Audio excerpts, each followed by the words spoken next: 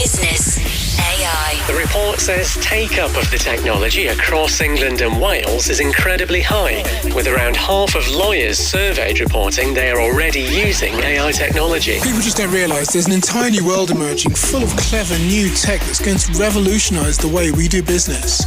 The role of the lawyer in particular is changing dramatically. In total, 126 tech startups have raised venture capital funding in Ukraine since the start of last year, according to PitchBook. I think lawyers, old school lawyers particularly, think that everything that they do is really, really special and so therefore needs to be bespoke and needs to be done manually in a very artisanal way. Great legal tech won't replace a great lawyer, but great legal tech in the hands of a great lawyer is game-changing. This is Legal Disruptors, powered by Summize. Digital contracting done differently. Hello and welcome back to the Summize Legal Disruptors podcast. I'm Jonny, Jessop, Presales engineer at Summize, and today I am delighted to be joined by Larry Lueck and Susan Roberts, who between them form the in-house legal team at Nsight. Nsight are a leading telecommunications provider based in the United States, and they've been operating successfully for over 100 years.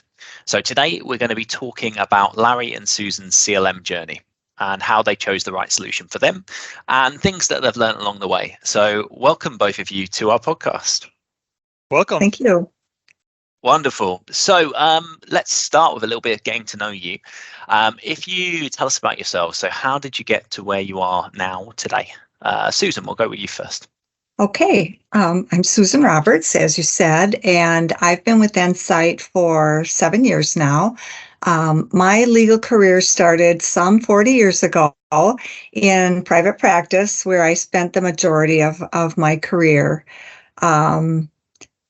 Just worked through the system and had some different positions in the legal field. And I've been a paralegal for probably 30 of those 40 years now. But I made my way to corporate law and realized I should have done that 25, 30 years ago. But I'm really enjoying my position with Nsight. Awesome. Larry, how about you? Yeah, so I've been with Nsight for 32 years now. First 8 or 10 years were spent in a couple of variety of roles. And then starting in about 2000, I went into government relations. And after about 6 years of doing that, I thought, how much fun would it be to get a law degree? So I went to law school part-time while I still worked at Nsight and obtained my law degree and have been the company's first and only attorney for the last 12 years. Oh, wow. And so it's been quite a fantastic journey. And I'm so blessed to have Susan as our paralegal because all of the experience she brings in has been fantastic for me to lean on. Oh, goodness me. I imagine your first years were incredibly busy if you were the only one. Yeah, it was nice for us because, well, it was nice for me at least because I could show value immediately because we were able to cut our outside counsel spending just like that. Instead of sending every 100% of every legal matter outside, we were able to keep some of it in-house. So the low-hanging fruit for me was the able to cut outside counsel expenses. And fortunately, we've been able to show value other ways as well to the company. I see. So, I mean, if we look at those outside counsel expenses, was that one of the challenges you were facing that kind of led you towards looking at software solutions to be able to help you? Yeah, it definitely was one of the pieces of it. So one of the first tasks that I had was to analyze our outside counsel bills and sort of categorize them and say, what are we actually spending our outside counsel fees on? Is it regulatory? Is it labor and employment? Is it, whatever case may be? And a lot of it was contracts.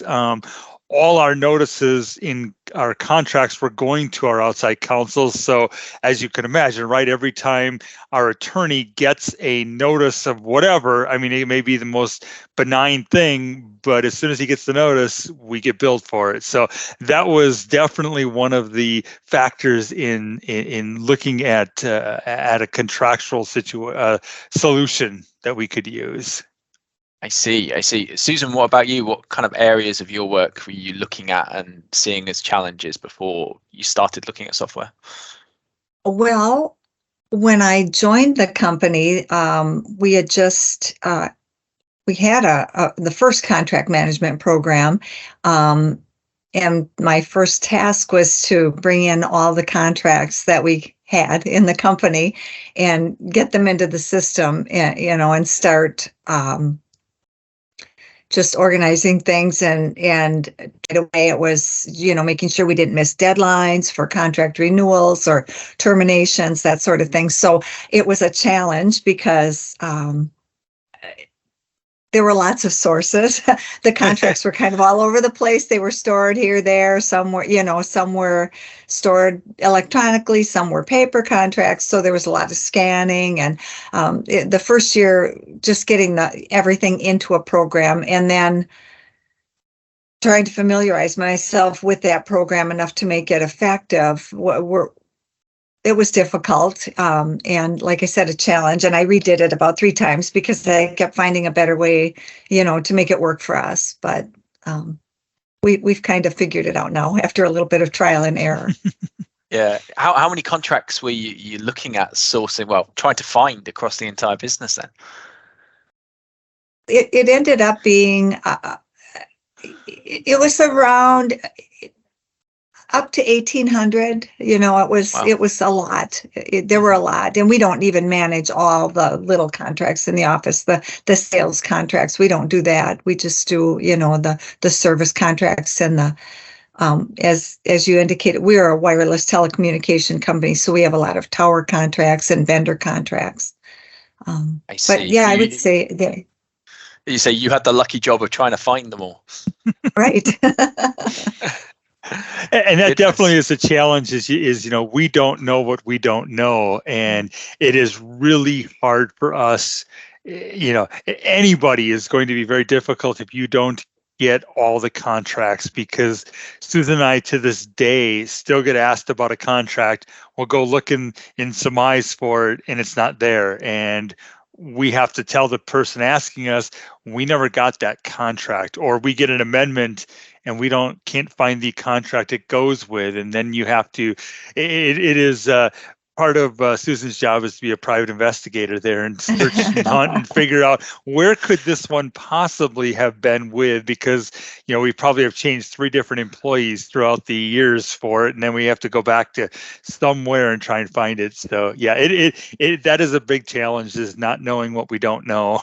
Right. And I misspoke when I said 1,800 because I was thinking about tasks, but actually contracts, we probably had between 12 and 15,000. So it was a lot more than what I said. That I was just thinking about my tasks. Wow. I mean, that's quite the jump. My goodness. It was. And I realized when I said it, I thought we had a lot more than that. That's why it was so challenging. Goodness me. So was the kind of the body of your day-to-day answering internal customer queries about these signed contracts before? And how long did it take you? What was the actual process you had, or what did you have to do to find those answers before? Yeah, and I think one of the big things that really led us to go to a CLM solution was what happened was a couple of our retail store leases came due for renewal. No one knew about it. They renewed. Then they decided, no, we don't want to be in that location anymore. Somebody sent us the contract and said, can you please look at this contract to tell us when we get out of this lease? And we said, well, it was about 3 months ago. So it just renewed for another multi-year lease. And that really sort of was a big spark for us to look at a CLM solution and say, having individuals manage their own contracts, then ask us to provide an opinion on the contract that we may not have ever seen before, really was inefficient, and it was costing the company money. So that was one of the big challenges and one of the big impetus for us to actually go to a solution, which then led to, unfortunately, Susan came on at the time where it was like, hey, guess what, Susan, go find the 12,000 contracts that exist out there somewhere and bring them all into one spot. Wow. I mean, I imagine if there was that kind of revenue sacrificed because of the previous way of working, it was quite an easy business case for you to present for a CLM solution. Yeah. There was no. I did not have to make a hard sell at all. I had to put in the budget. They approved the budget, and they said, just go do whatever it is you're going to do. And that was really nice for us. I didn't have a fight or have to make a business case or anything like that. And to your point, I came in after there was a bad problem, and it was really easy for me to get buy-in on the solution. Amazing. So, I mean, that is the kind of finding contracts when people ask questions and working with renewals and making sure things, don't renew that you don't want them to. What other benefits have you seen that maybe you didn't expect from a CLM solution? It took a lot of it took away a big responsibility for me tracking things. We actually used to have just a spreadsheet that would tell us when we have all these cell tower leases that are on renewal terms, and again, like Larry had said, with retail stores, the same thing can happen with our tower contracts, where if you miss a deadline, it will renew for 5 more years. That's a lot of revenue, but the tracking, that was super, super important to me. I see. And then I think too, making sure we were complying with certain terms and conditions. A lot of times, and rightfully so, the business people or business users don't really get too hung up on terms and conditions and ways they have to operate. They just proceed along. And if our vendor or our contractual partner doesn't do things a certain way, business people tend to brush it off and go, no big deal or whatever. Whereas from a legal perspective, we look at it and go, no, we have to follow the contract. They have to follow the contract. And if they don't, there are repercussions for those actions, or maybe nothing happens out of it, but if we don't provide notice, then we've waived that right to do something. So it makes it really important for us to have those contracts. And kind of to Susan's point about noticing deadlines and things, was also we need to be able to provide the business, here's what you have to do, here's the bare minimum, here's what you should expect from our partners as well. So all of those things kind of have evolved, I would say, from what we originally started our CLM project as more of just let's make sure we track deadlines and due dates, to, okay, now we can monitor terms and conditions. And I would say then the other surprise probably for us was having a product like Summize allows us to do some sort of benchmarking to say, well, what do we agree to? What for example, in the United States, governing law, one area we have been very adamant about is we will not accept California as governing law just because of it's an odd state, let's just put it that way. And their laws are ones that we don't want to have to worry about. We don't operate in California, but so it's tough for us to agree for that. A contract management system has allowed us to find anywhere that we previously would have agreed to California. And if that contract comes due for renewal, we can say, and by the way, we want to change governing law to a different state. I see. So it helps you more kind of take action throughout the future contracting process rather than just looking back at the past for, due diligence and for renewals. Yeah, and it helps us establish some benchmarks too, as well, of saying, well, if they propose this state, have we ever agreed to it before? We can quickly get a rundown of here's all the governing law states that we've agreed to, or countries that we have agreed to, and therefore we know that if they say, we're in Wisconsin, so obviously we accept that. But if they say New York, we know that, well, that's the second most common one. Yep, that's acceptable as well. If they say, some other state that we have none in there, then we can evaluate it at that time and maybe give it a double look at it. But otherwise, we'll just accept, as long as it's one of the common ones that we already have, we know we're okay with it. That's fine. Yeah. But you have access to that data now. So I imagine those decisions take a lot less time than they did before. And the business loves that. These contracts don't get turned around fast enough for anybody. So, I see. So when you were going through this journey then, so it sounds like you identified quite a lot of potential issues, but what a lot of businesses struggle with is how to kind of start a software evaluation and what to maybe write down as your technical requirements for a contract lifecycle management solution. So how did you go about your initial search? Unfortunately, our first searches started at, oops, this is way out of our price range. So there's just no reason to proceed any further with some of those. And then we just kept narrowing it down to really, I'm not saying it's a great way to go about it, but it's certainly one thing that companies all have to watch. Is the bottom line is we had to start from there and say, if it's above this price point, we're out. We can't evaluate it and don't look at it. So we eventually just came up with lists of them and started doing it. But I would say one of the big things that I would recommend to anybody is figure out who's going to be your super user, who's going to be your number one primary user of it, and make sure you involve them in that process. We're on our third different contract management one now with Summize, and throughout this most recent evaluation process, I would not have made any decision without Susan's input and review, because she is our power user compared to me. She'll be in there 3-4 times as often as I will. So it was so important to me that Susan has to like it first and foremost, because if it just doesn't work for her, then it's not going to work for me, because she won't be happy and then I won't be happy. So, I think that's one of the biggest ones, is making sure, because again, how I use it is different than Susan uses it.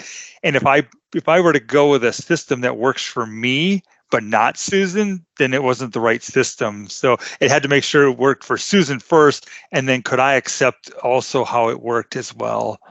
And Susan, I'll let Susan talk too about what she looked for. Well, what I realized is that we have to be really clear about what we are looking for, what we need the program for, how we intend to use it, and also to have a really solid understanding about what a company can and cannot do for us. We probably learned in the process that we needed to ask a lot more really specific point blank questions, so we could understand. And it wasn't so much, if somebody can't do what we're asking them to do, at least, we would understand that up front. But a lot of times companies will promise things that they can't deliver on. And so, but I think we didn't know enough about the process and what we really needed or expected it to do before, where our eyes were really wide open when we selected Summize. So those were the things that I thought were really important to know up front, just what we needed to use the program for. I see. And I think that's really valuable advice from both of you there, for anybody looking at a CLM and implementing one. But without naming any names, obviously, what went wrong in the past? You said that this is kind of third time lucky, hopefully, with ourselves, but kind of what scenarios arose in the past that you weren't happy with? Yeah, so our first one was, it was a very bare bones system, which was actually, it wasn't terrible to start with, because it kind of got our feet wet. We kind of jumped into it and said, okay, now we're swimming and we're just going to cruise along here, but we don't know any better. It seemed fine. But after a year or two, we realized, well, could it do this? Could it do that? No, it can't. Oh, well, we really should find one that could do these things. And we learned a lot we really learned more in the first one with what we needed, what we really, really wanted it for. It wasn't necessarily what we thought at first. The second one, as Susan said, the biggest takeaway we got, the biggest mistake that we kind of got through was we believed what the vendor told us about that they could get this implemented by X date, and we believed it, and we had no reason to doubt that. We had no reason to ask questions further than that. They said, yes, we can. Well, they ended up not being able to do that.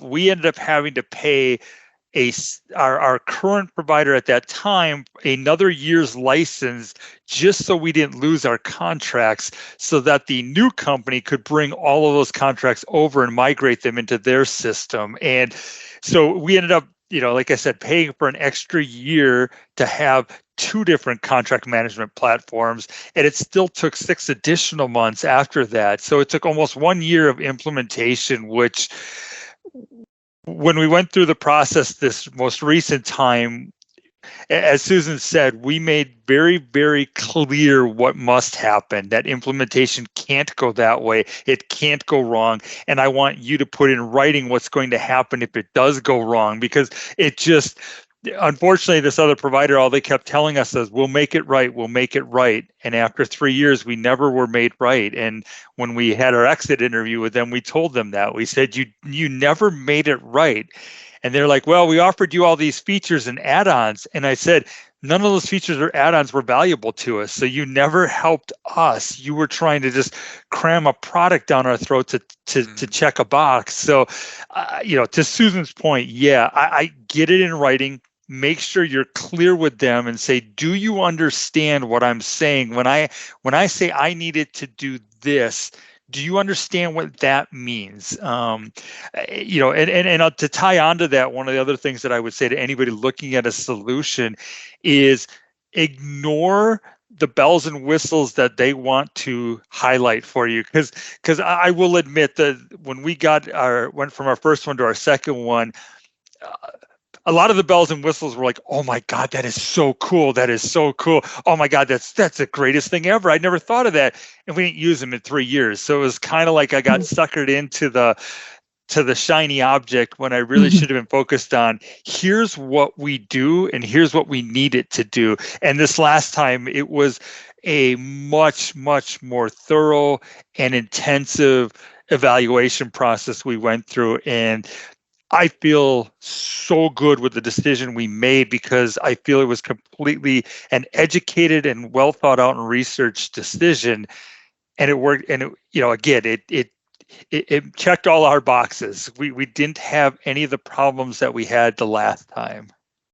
And that's very much agrees with Susan's point of you knew what you wanted, and you knew exactly what you're looking for. Susan, anything particular to add to that at all? Not a lot. Again, the first program was a good program. It was basic, and it served as more of a repository than a contract management program. Of course, they didn't have AI then, and now, a lot of the programs do.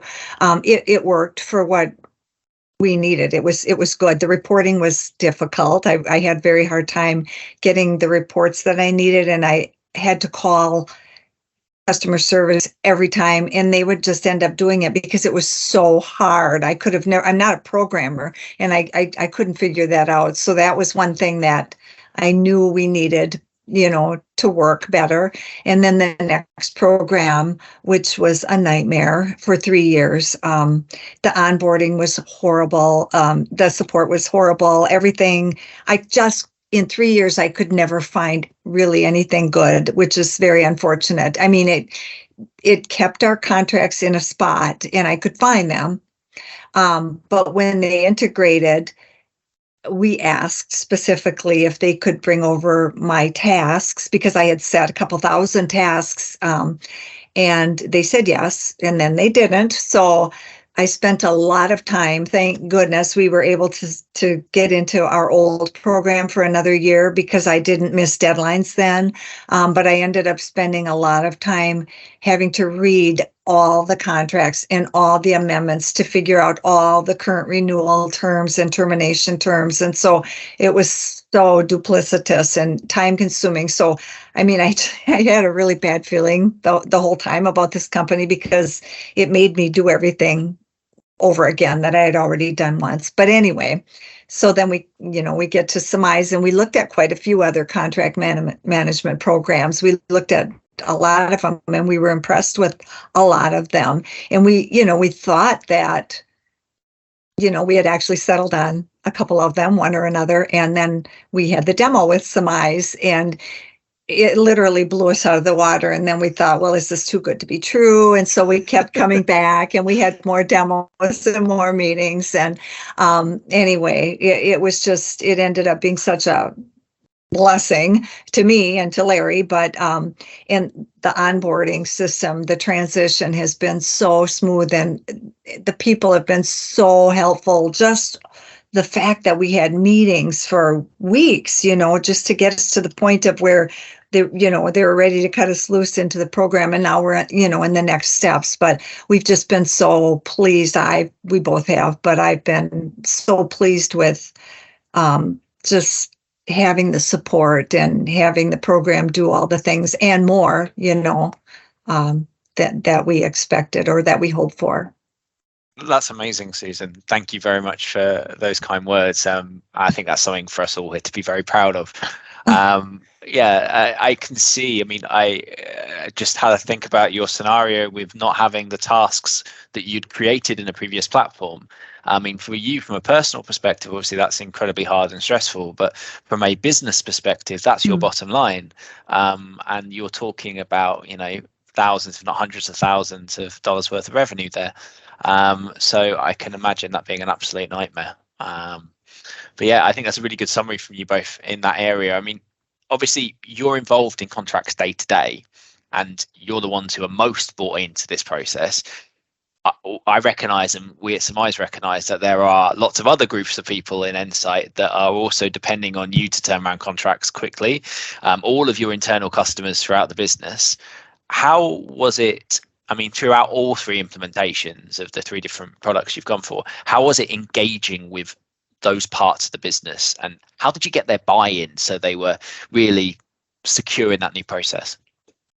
Yeah, it's a work in progress, and I don't know that we will ever be done, because I think, while we have an aspirational goal of 100% of all contracts come to us, we also know that that's not realistic. And again, not just, doesn't even have to be intentional. People just forget, oh, I didn't send this to you. I'm sorry. I thought I did. So, I think for other companies too, it's really important that they evaluate it based on their processes. So for example, we may be different than some other companies, right? Is legal doesn't really get into the negotiations of contracts. We may go back and forth with the other party's attorneys on certain things or whatever, but pretty much it is the internal customer is the one negotiating a deal with somebody else. They come to us with, hey, I need a contract for this, so we create it. And we send it to them, and they send it to the other party, or the other party sends their contract to our internal business customer, who sends it to us for review, who we send it back to the internal, and then it goes out. So sometimes we're not directly involved in it. So that I know that's different than how some other legal departments work, is where they always control the negotiations, drafting, review, red line process, and all that. So, I think it's important that however your business operates, you try to make sure that that process works. So, for us, our challenge is we can help the business through the process of it, but if they don't give us the information, we don't know any better. So Susan and I spent a lot of time chasing, did you ever get this signed? Where is this at? We sent this to you 3 months ago. We haven't heard anything back. And it's, oh yeah, you know what? We did forget about that. I'll follow up and find out where it's at. And Susan and I are left going, well, was it really important then that we did this? If it's been sitting out there for this long, or we're like, oh hey, where are you at with this? Oh yeah, we signed that months ago. Here, let me send it to you now. So, there's buy-in. They all feel the value of it. It's just a matter of, I think, like I said, it'll always be a work in progress to make sure the process gets followed. And from now, one thing I did, again, is I have added a new signature to my email. That's that whenever it's a contract one, I always click my contract signature block, and the line above my name is, as a friendly reminder, please send the executed contract to us. So just to get people. Again, it's something different. Now people will notice it. I'm sure a year from now, people will be like, oh, whatever. There's that little signature block again, whatever. So I'll have to find a new way to get their attention. But, I think, really, again, just constant reminders to them of make sure we have the contracts. One of the things we're going to work on is possibly some sort of update to different people to say, here's the contracts we have that are assigned to you or something, so that we always remind them of what we're tracking for them, just to try and keep ourselves front and center. Because as a support staff, a lot of times you get forgotten if they don't need support, and when they need support, then we want to be there for them. But not always. We always don't have the information that they need. So work in progress is definitely the summary of that. Susan, how's your kind of collaboration been throughout these processes with, salespeople, ops people, everybody else, basically? Well, I have noticed that they definitely appreciate that somebody else is looking out for these deadlines for them. A lot of people were just tracking their own, and everybody gets busy, and so things can slip through the cracks. And I have found over the years that they have a real appreciation for the fact that the burden maybe is lifted from them, and that I send out reminders if I don't hear from them, and they appreciate that. I get a lot of comments from people saying, "Oh, thanks for reminding me, and can you reset this for 3 more months?" That sort of thing. So I've found, but there are the people that really love, all the details, and then there are those that don't. So, but I have found that for the most part that our internal customers are pleased with the fact that we're providing this service. Brilliant. It's always important to get them on board, and nobody wants to see legal like a hindrance in that deal and signing process, do they? So, I think the processes you've put in place, Larry, I love the email signature idea. I think we're going to write out for top tips after this chat, and that's going to be on there, definitely.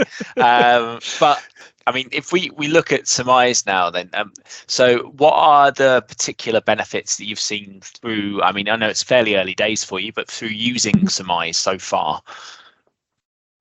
One of the things that I can say right away that really were just so superior to the other programs we used was the fact that it's very user friendly, and I was looking for hidden ways to find things, or to have it do what I wanted it to do, and instead they were like right there, and it was so obvious that I missed it because I expected to have to go through 17 different little steps to get to where I wanted to go. So, and it was almost embarrassing because I would find out, from your team that it was, it's just this, right? Where it says this, you click on it and that's what it does. So, for me, it's so logical, the way it's set up, it's so logical.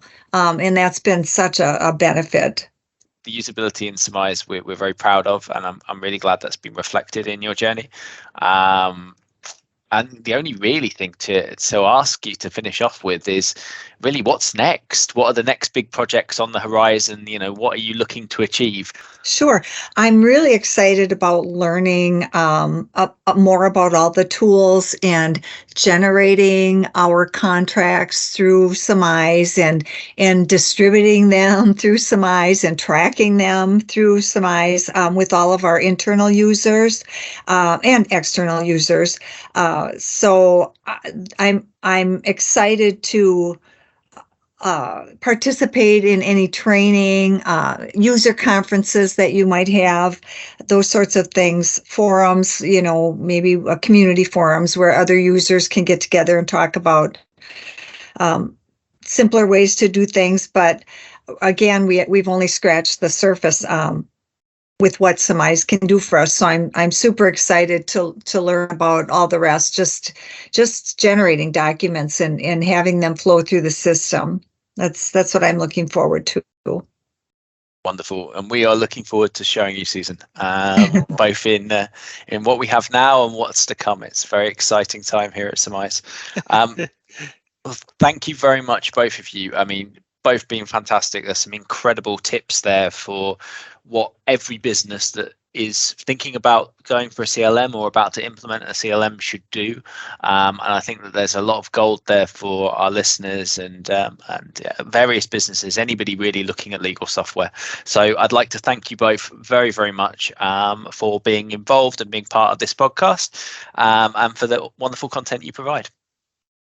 Thank you. Wonderful. So for everyone else, I hope you've enjoyed listening. This has been the Summize Legal Disruptors podcast. I hope you enjoyed all the insight from Nsight, and we'll catch you on the next one.